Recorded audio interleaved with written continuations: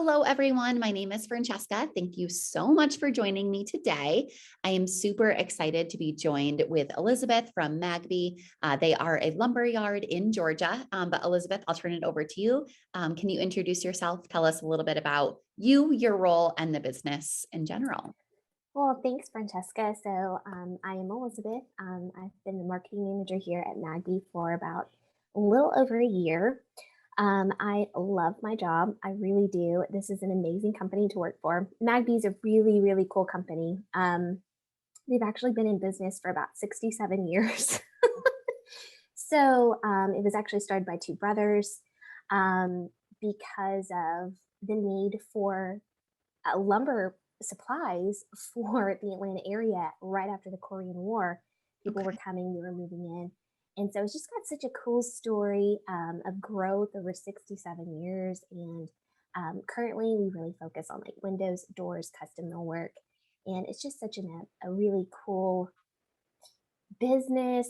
The people are amazing. What we do is really cool. And I go back to the warehouse every so often. I'm just amazed at what we do, just a couple of steps from my office. Um, but yeah, that's just a little bit about Maggie. Oh my gosh, I love that. So just how far are you from Atlanta?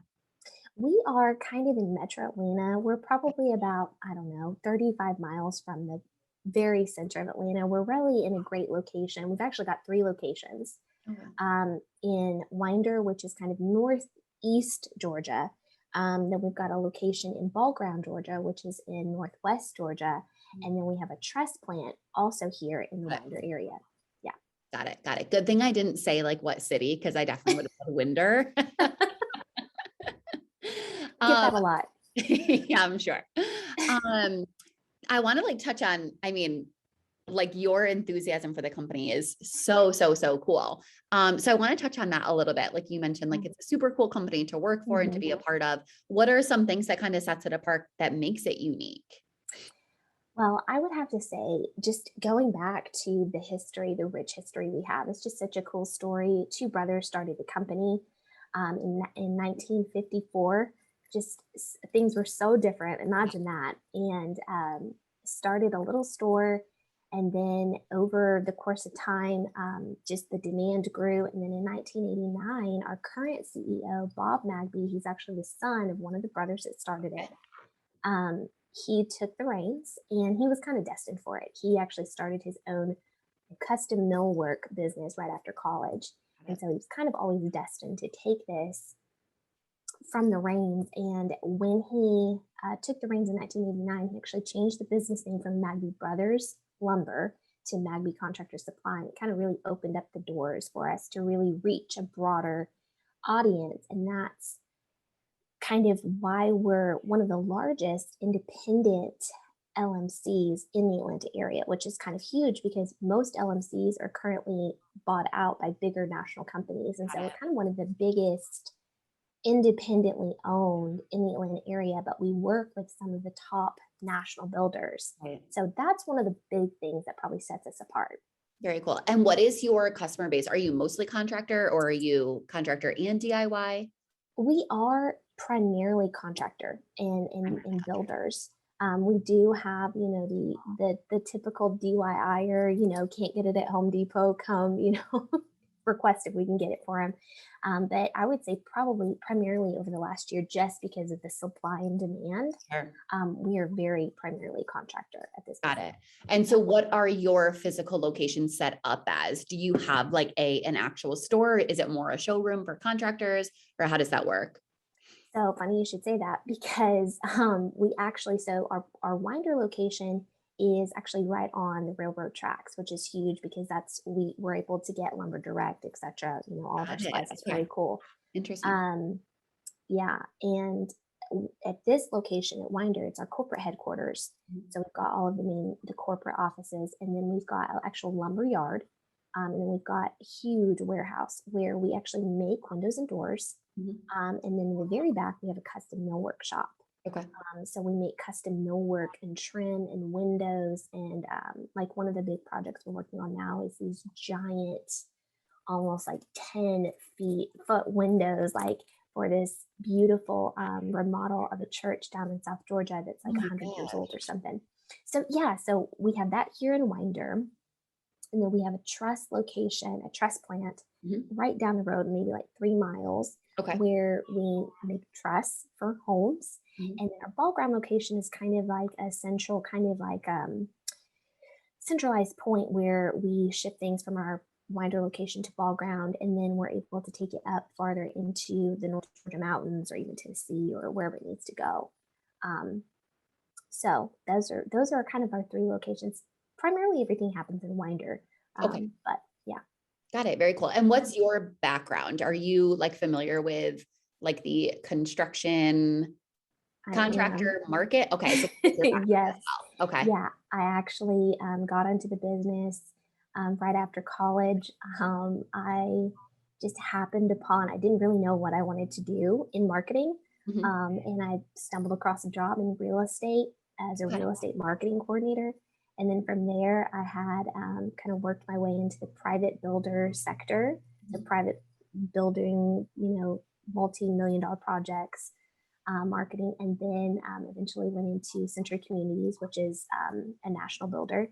Mhm. I worked for them here in the Atlanta area as one of the marketing coordinators, and then actually general contracting. Forgot that job. So I was able to kind of learn the ins and outs of actual contracting, and that's when I was like, this is a really cool niche Yeah. of marketing, just the contracting, the land, the architecture, just the bones and the Mhm. foundation of building. And Yeah. so came to Magbee, and I love it. It's because it's a little bit of everything. So Yeah. Yeah. Absolutely. yeah. Now, in working, so I've worked at NMR for almost 11 years now, and Wow. we work with a lot of lumber yards. Yeah. And it's not always the case that a lumber yard will have a dedicated position internally for marketing. Mhm. Um, Sometimes it'll be like I'll work with, or a marketing specialist will work with someone who has like other responsibilities. Sometimes it's like someone in billing and like they're kind of managing the website and things like that. So just for people that maybe like would be interested in like hiring Mhm. for a marketing position Mhm. for their lumberyard, can you speak a little bit to like some of your responsibilities and like a day to day for you could look like? Sure. So my primary responsibilities are the website, just keeping it up to date. We've undergone a lot of different changes in our website over the last year. That was one of the big projects when I first came on last year. We really revamped the website, added a lot of content. So website, social media. I get to do fun things like PR and events, things like that. We just had like a big employee appreciation event, so that's fun. I get to plan those things. Mhm. But it's really like the digital marketing side, like the analytics, the ads, um, the back end, like the LinkedIn, the connecting, the PR part of it, what we look like online, Mhm. that I handle.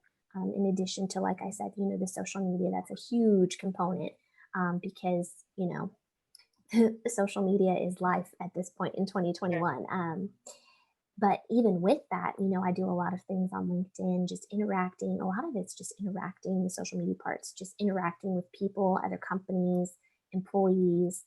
Um, I also, there's a lot of photography that I do. I'll go back into the warehouse, I'll go to our different locations, I'll go to Yeah. building sites that we're working with just to capture what we're doing, Mhm. capture different projects that we're doing and things Yeah. like that. So, photography, digital marketing, social media, events, kind of my And job. was A this little bit of role everything. new for you, or did this role already established then you joined? No, actually, it was created. I'm the first marketing manager. This was it. They've had some people that kind of did marketing on the side, like if they had a sales position, they would do some marketing on the side. Mhm. But I'm actually the first one to come in, Mhm. and my immediate boss, Stuart, when we were interviewing, he's like, "I don't, you know, I, you just you know what to do," and I was like, "Okay." I love So, but that. it was great to come in and kind of be able to be. It was fresh for them, fresh for me, and together it's really been a great fit.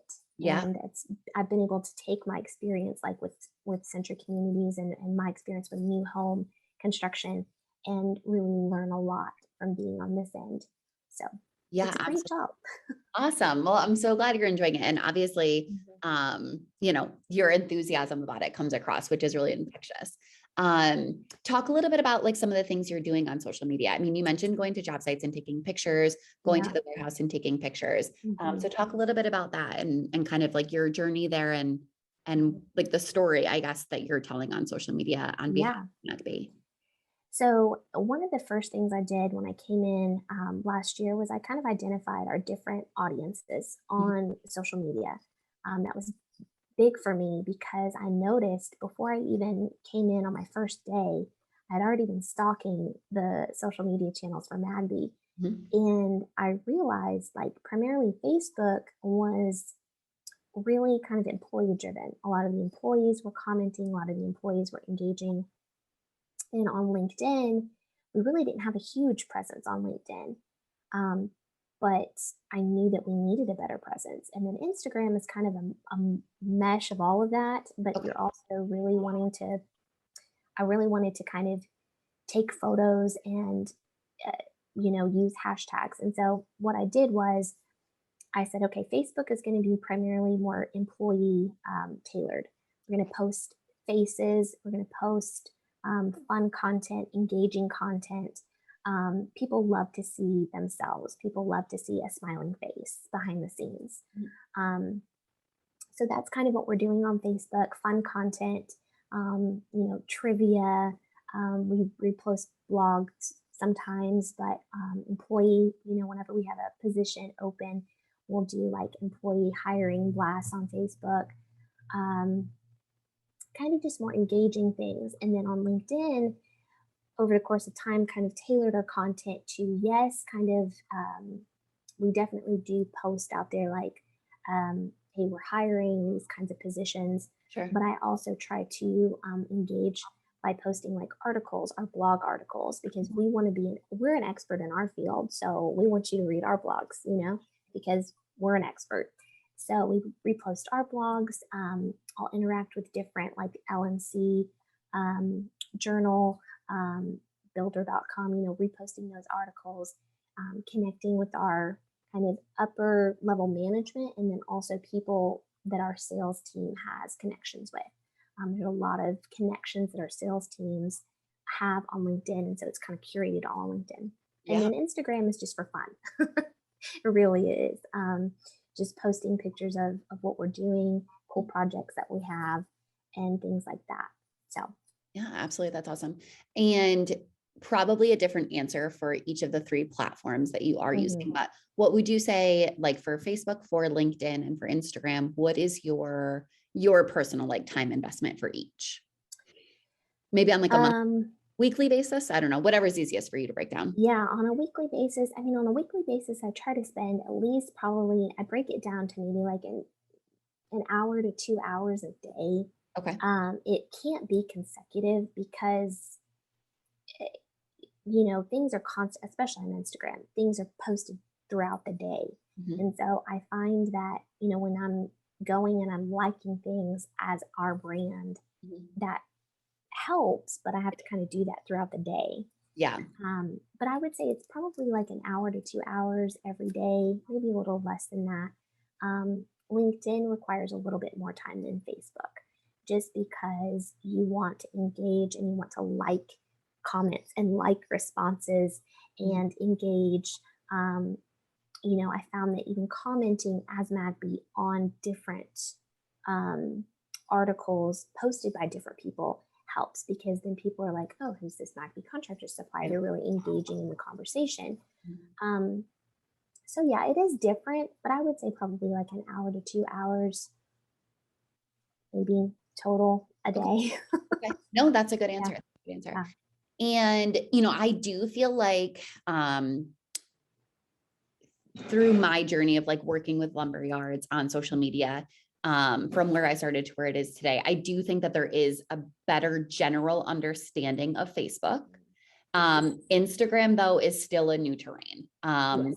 and one that I think can often be intimidating to Hmm. stores, especially because Instagram, in my opinion, I think one of the reasons it's intimidating is they so often are coming out with new features. So like it used to just be people were posting photos, right? Yes. Now it's stories. Well, Mm-hmm. stories, you know, and Yeah. I don't think people are using, I think there's more pressure maybe to use Instagram stories than there is to use Facebook stories sometimes. Mm-hmm. And then they come out with reels and then they Yes. come out with all these different things. So what, if any, like pressure do you feel to be using all of the tools that every social media platform puts out there? And is it Yeah. even possible? Yeah.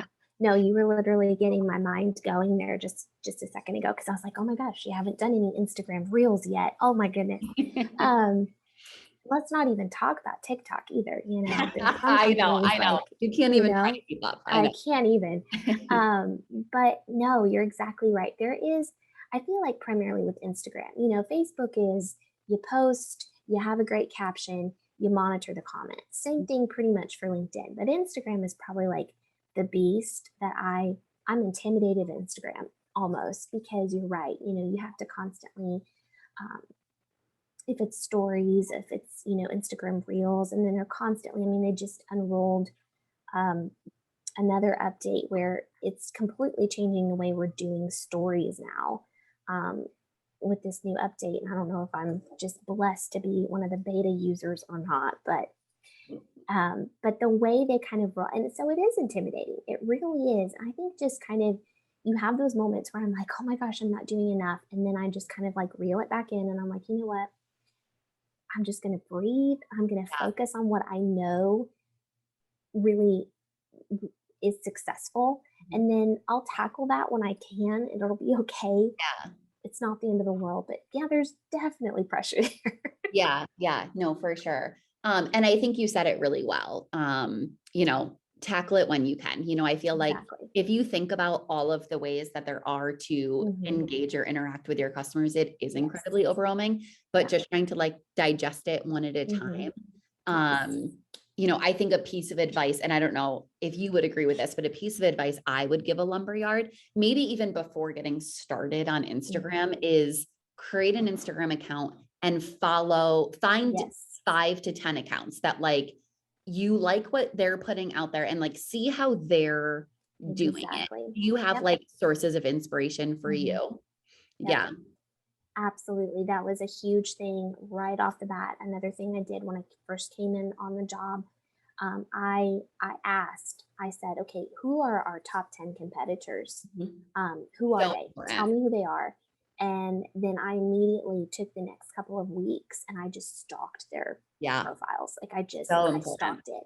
I've got Word documents and yes, I have copy and pasted captions because I was like, I'm new to this. You know what should we be doing? What because I didn't know our audience at that point. But I took notes and that's huge. I would totally agree with that. That's really a great and it's easy, it's simple. One of the first things you can do to really cultivate success and to kind of gear up, see what they're posting, see what their engagement is. Um, exactly. Yeah. Yeah. Yeah. And so I feel like, with creating reels and pictures. So I have an Instagram account myself, like as not a business, just Mm-hmm. where I post content. And the reels thing is intimidating still, Yes. but I've tried to identify for myself, just set small goals, Mm-hmm. like first step, what kind of reels are you engaging with, Mm-hmm. and I feel like for lumber yards, a lot of contractors specifically that I've talked to do not at all like Joanna and Chip Gaines. Like I feel like they're Yeah. like they have like resentment towards them. Yes. Yes, they But do. I remember watching a behind the scenes episode a few years ago and them saying it was Chip's idea to incorporate as many times as they can throughout the episode, the before and after. So like it was his Mm-hmm. idea to have the huge billboard before they do the reveal. So you can remember like Yeah. this is exactly where we started. And now in Exactly. like the new season, I've noticed even when you go into a room, they show you the before Mm-hmm. again to like remind you. And creating that story and telling that story, whether that's through a reel, whether that's through just multiple photos getting posted or through a story or something. I'm always trying to like identify, like break this concept down, like Mm-hmm. what are the little things we can do? Yeah. And yeah, so it's so interesting how like even different industries, it's Yep. if you stick to the concepts, Yes. follow your competitors, find sources of inspiration, and then Exactly. is there a story you can tell? And I feel like it's such a natural one for you as before and after, working with contractors and getting to see those job sites and stuff. That's so cool. Yeah, it really is. It's a great it's that and that's essentially what social media is, right? Storytelling. You're telling the story of something. And I've actually got to go back out and take pictures of the after of a project we just did over in downtown Canton, Georgia. Mhm. Because the before pictures, it was kind of a rundown area. And I just remember thinking, like, this is going to be so good. The after is going to be so good. And it does take time. That's Sure. kind of why you got to curate. That's another a big thing is content curation is just making sure that you're doing it over time. It might not be, we're such an immediate society. And Yes. so we're like, oh, we want immediate results. And sometimes it takes time to curate it. But in the end, if you can really get a good base of photography, good base of content, don't put pressure on yourself. Yeah. Yeah. Yeah. Yeah, absolutely. And I do think that that is one struggle with Instagram, especially Hmm. when it comes to home renovation, Yeah. or doing a DIY project that can Exactly. create like very unrealistic standards is Yeah. the final content seems to appear so fast. Hmm. No one is talking about the fact that you will hit bumps in the road. It is Right. inevitable. The fact that there are issues with supply, which will Hmm. have a very direct impact on your Oh, project yes. and timeline and things like that. And so I would imagine, those might be like great things to shed some Yeah, light on, absolutely. as a part of the storytelling journey. Yeah, exactly. Now for you, what are you like considering successful on social media at this point? Because Well, not everybody has a million followers, exactly. and so it's Exactly. important to be like, Yeah. what is successful for you? Um, I mean, on Instagram right now with our current following, um, I think we have, the last time I checked, this is terrible. I think I'm not even going to give the number actually because I don't even know. That's But anything between like, 15 to 20 likes ah, is good for us, yeah. based on our current following. Mhm. Um, and then same thing on Facebook. If I can get like 10 to 12 likes right now Yeah. based on our current following, I'm happy with that. Yeah. On LinkedIn, I've been a little bit more hard because I actually have been able to help LinkedIn grow a lot. And our LinkedIn really kind of exploded and we have a bigger following now. So right now, I think it's anywhere between like, compared to where we were. Again, I'm thinking like between 12 and 20 likes is really good for us. Awesome. Yeah, that's Um, great. you know, that's kind of what I envision. That's what my goal is now. You know, does that happen every time? No. If Right. it's a really good post, yes. Right. But, and that's another thing, you have to, a lot of people are like, oh, why didn't this get so many likes? Well, how many followers do you have? Like, Right. just keep it in the Absolutely. context of how many followers you have, how many people, because that makes a difference, Mhm. And so I have to remind myself of that sometimes because I think, this post should get 200 likes, Right. but yeah. No, it's so important. And I'm so glad you said that Mhm. because the sources of inspiration that stores identify may Mhm. have a following of upwards of 500,000 to a million Right. followers, and you cannot compare yourself. Mm-mm. Like it's No. following their content and the Right. consistency of, Exactly. excuse me, how often they're posting Yeah. are important takeaways, Mhm. but you cannot, because you'll never feel successful, and that will Exactly. deter you from being consistent, which is the most important thing.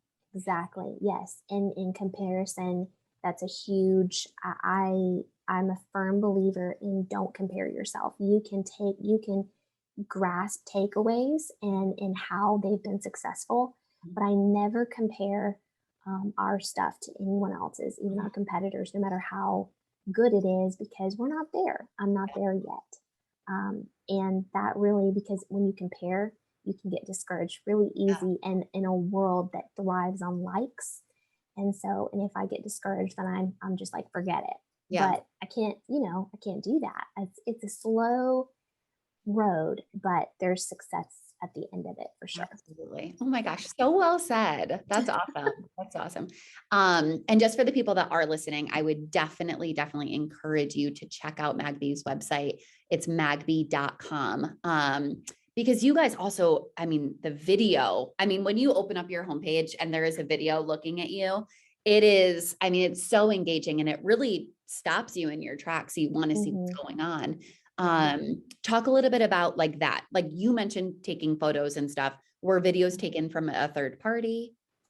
Yes. Okay. So unfortunately, I don't have a drone and I don't have a license. It's probably a good thing. You have to have a license to have a drone?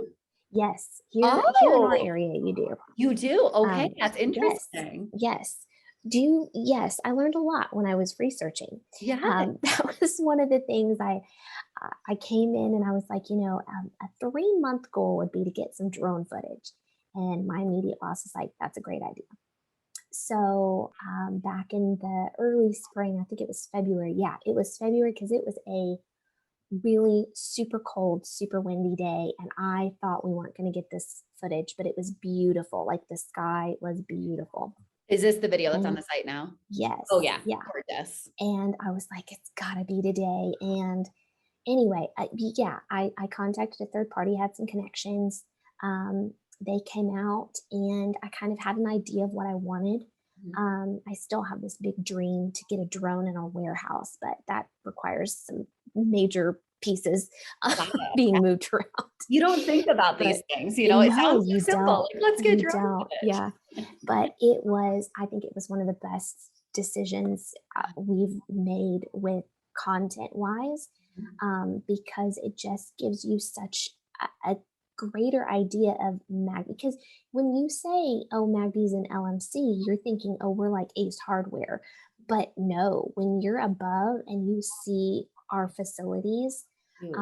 it just, so from that perspective, and then we knew we wanted to put it on the website, and so I worked with the new media retail team, and they were phenomenal.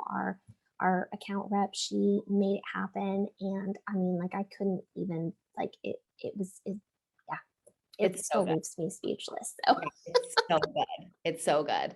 It yeah, really is. yeah, And then do you have plans to do like other things with the video? Like obviously that was a financial investment. And so I'm yeah. sure you and your team and your bosses want to get the most bang for their buck with Oh those. yes, So yeah. in what ways are you anticipating using the video?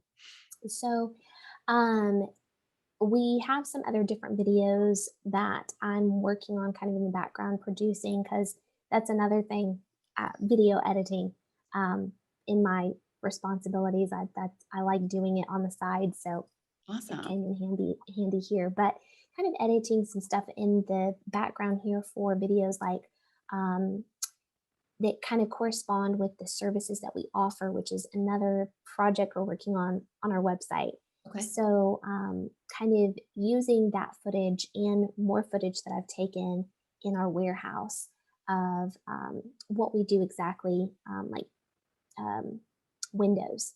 Mhm. This is how Magbee does windows. This is how Magbee does doors. This is how Magbee does um, free delivery, and kind of using that footage in like a minute to 2 minute little videos Okay. that we'll post on YouTube, use them on social, and then hopefully link them back on the website as well. Yeah. So Yeah. kind of long-term plans for the footage there too. Awesome. Awesome. Yeah. Well, yeah, as I kind of touched on before, definitely check out their website. It's magbee.com. From there, obviously, all of their social channels are also linked. So you can kind of get to have a glimpse into all of the things Elizabeth works on. I want to ask you 2 questions, advice from you. One being for the questions are similar. One, for a lumberyard that is maybe considering hiring a marketing person, what advice would you give them? Second, for someone who maybe has a full-time job at a lumberyard, what advice would you, sorry, I'm in the office, we had someone come in. No worries. What advice would you give someone who is maybe doing marketing as just one component of their job, as maybe important things that they can focus on to maybe feel successful in that new venture early on? Okay. Um, those were loaded questions. Um, Sorry. well, to someone that's maybe even considering hiring this kind of position, do it. If you have to throw in some extra responsibilities there, do Justify. it. But I would definitely, it always pays. You're never going to not need marketing ever. It's a volatile position. Like you always need to market your business. And so um, I think it pays, it pays to have a dedicated marketing person. And because you need somebody dedicated to stay on top of trends. Mhm. That's another thing that's kind of one of those lost, forgotten, but very important components of my job is I need to stay aware of trends, stay aware of what's going on in the construction industry so that I can help my superiors understand what's are some new directions we need to take our marketing in and do, and things like that. And so, and that's so that kind of goes into the second part of the question is somebody in this position. I would say, one of the first things you need to do is identify um, companies, businesses, competitors, but I don't like to call them competitors. I like to call them other companies. Because again, that comparison thing. But find those people that you can really glean from, understand, see their content, see their social, see their website, and start making a list of how you want to evolve your own company. Things that you want to take away, things that you want to learn from, um, and uh, I, you know, and then start to kind of implement that where you can, as you can. Um, and, again, don't compare, but kind of start implementing these things. I still have a 3 month, 6 months, 9 month kind of plan of action. And there's things that on the 3 month and the 6 month that should have been done that aren't done, but it just kind of rearranges, it rearranges according to what's happening. And I think that's really important if you're in this position and you're just getting into this kind of position in construction marketing, is to realize that it is a very ever-changing industry. Stay current with the trends, stay current with the data and the stats and the news and what's happening, um, and then adjust accordingly.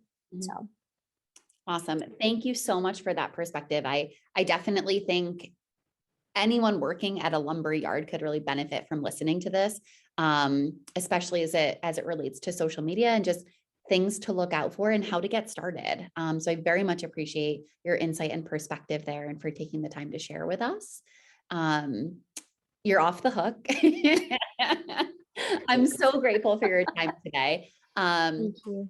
And everyone listening, be sure to check back for another episode where we take some time and talk with other businesses about different things going on in business, whether it be social media or as a result of COVID or new things going on in the website or Google. Thank you guys so much. Check back soon.